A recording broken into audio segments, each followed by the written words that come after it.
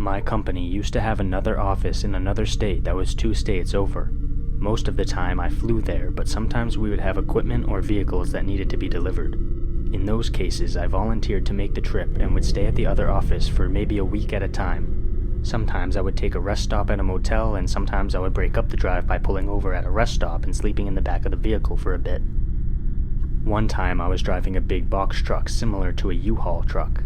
We bought the truck used, and the back of it was filled with equipment and stuff from the office. I offered to make the trip.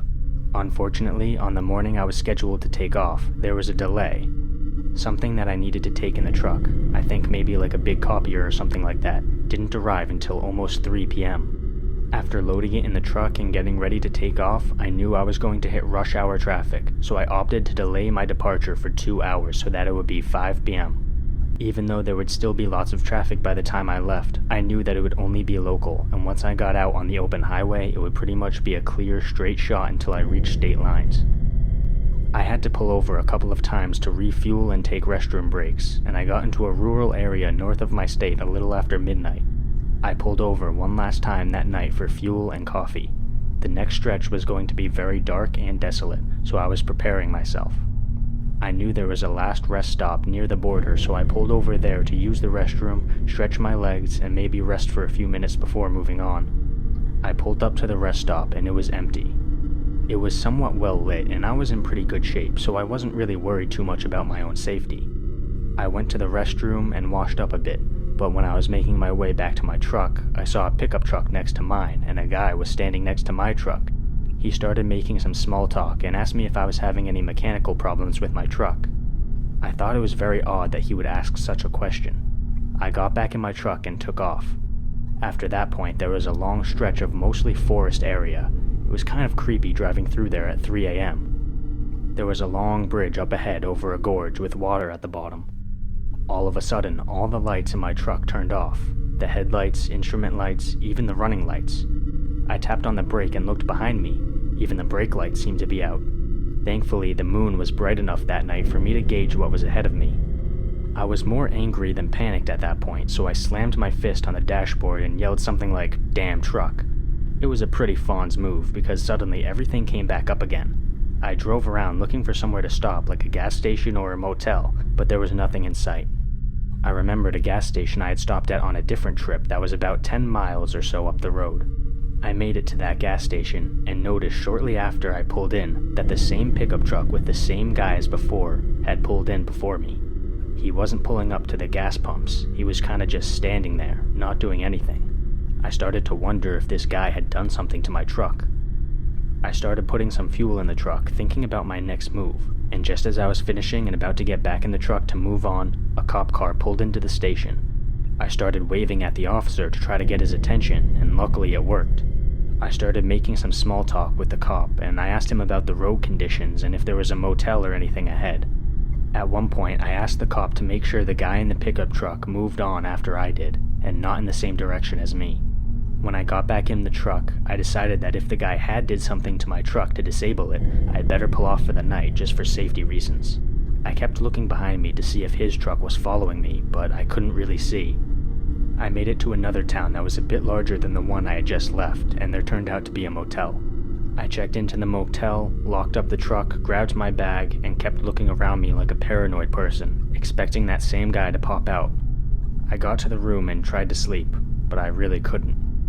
I eventually made it back to my office and I asked them to have the truck looked at by a mechanic. I told them about all the issues and they never found anything wrong with the truck. To this day, I have never experienced the same issues, but I still think it had something to do with that creepy guy at the gas station.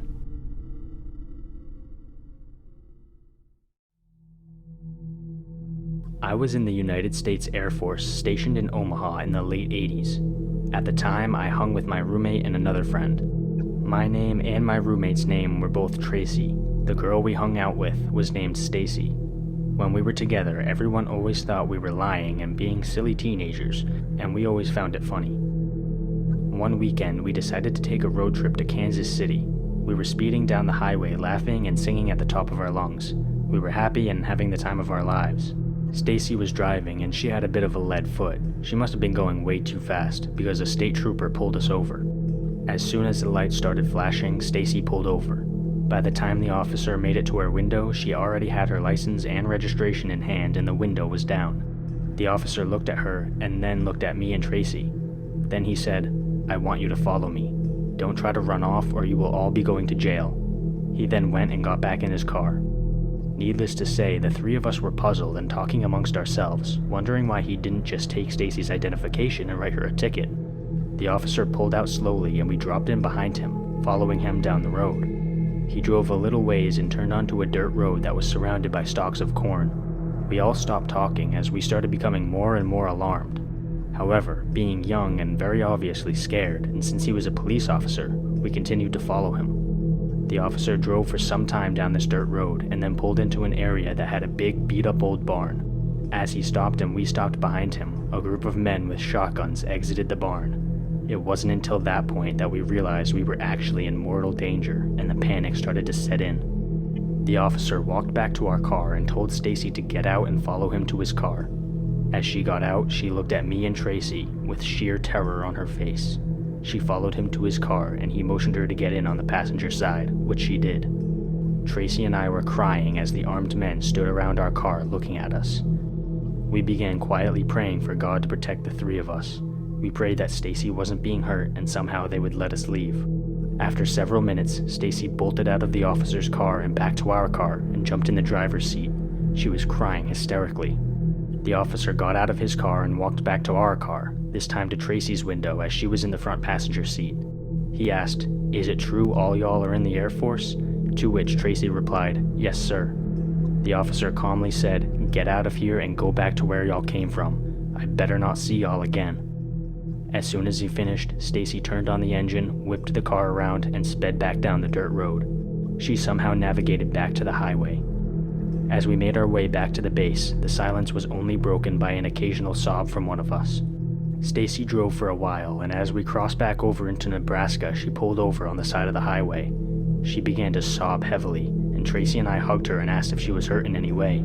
She shook her head no, that she wasn't hurt, and when she calmed down enough, she told us what happened in the police car. After she got in the car, she offered the officer her identification and told him she was sorry for speeding. He took her information and then asked her, "What are you doing with those two?" And then he proceeded to use an expletive that I won't repeat. Stacy went pale. She explained that they were on a road trip. The officer then told her that if she would do certain favors for him, they might let us go without a warning. At that, Stacy had a complete meltdown.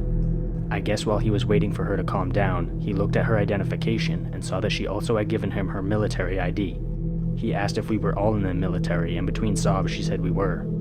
He asked where we were stationed and she told him our base. He then told her to go back to her car.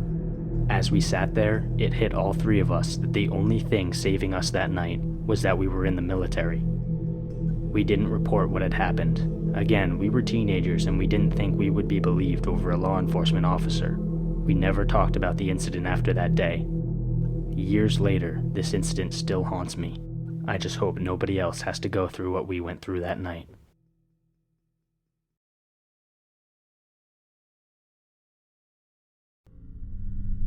A friend and I were driving home from Las Vegas to San Jose overnight.